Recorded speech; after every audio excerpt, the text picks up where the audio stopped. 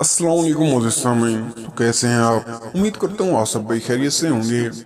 घने लंबे चमकदार खुश्की सिरकी से पाक बालों के लिए बालों में खुश्की, सिकरी, रूखापन वगैरह वगैरह ये तकलीफें आज की नहीं बल्कि इंसान सदियों से इन परेशानियों का सामना कर रहा है।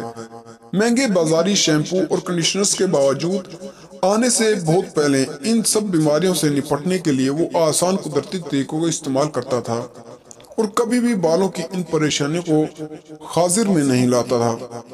आप भी इन कुदरती तरीकों का इस्तेमाल करके खुश्की से पाक घने लंबे पुरकशिश बाल आसानी से हासिल कर सकती हैं, जिनमें से नंबर 1 पर है हमारे पास खुश्की से निजात के लिए बालों में सिकरी की सूरत में लीमू का जूस, जैतून के तेल और गरी के तेल में मिक्स करके सर की जड़ों में अच्छी तरह मालिश कर लें और 2 घंटे के बाद सर को किसी केमिकल से पाक शैम्पू से धो लें और इस अमल को हफ्ते में 2 से 3 दफा दोहराते रहें।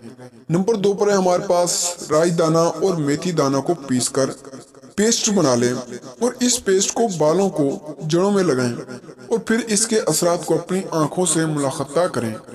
नंबर 3 पर है हमारे पास नीम का पौधा। इंसान दोस्त पौधा है। नीम के ताज़ा पत्ते पीसकर बालों और बालों की जड़ों में लगाएं। साफ सुथरे सेहतमंद बाल हासिल करें। अब हमारे पास है नंबर 4 पर है कि बाल चमकदार करने के लिए आधे कप दूध में एक अंडा अच्छी तरह फेंट लें, फिर उसे बालों की जड़ों और बालों में लगा दें। कुछ देर बाद शैम्पू कर दें, आपके बालों की चमक दूर दूर तक जाएगी। बालों में शैम्पू करने के बाद 2 चम्मच नींबू का रस पानी में मिलाकर या 2 चम्मच सिरके का सेब का सिरका ज्यादा मुफीद है, बालों में लगाएं। बाल चमकदार और तवाना हो जाएंगे।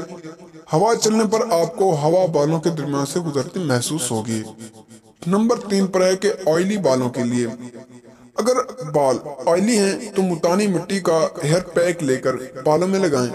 ये बालों में से इजाफी तेल को चूस लेगा और बाल चमकदार और सेहतमंद नजर आएंगे। अब हमारे पास है कि बूम बेड हेयर कंडीशनर। बालों को शैम्पू करने के बाद इसमें मुल्तानी मिट्टी का लेप कर दें और 1 घंटे बाद धो दें। इससे आपको बेहतरीन कंडीशनर के नताज मिलेंगे। अगर आपको हमारी वीडियो पसंद आई हो तो वीडियो को लाइक करें और चैनल को सब्सक्राइब करें। तो मिलते हैं अगली वीडियो में, तब तक के लिए अल्लाह हाफिज।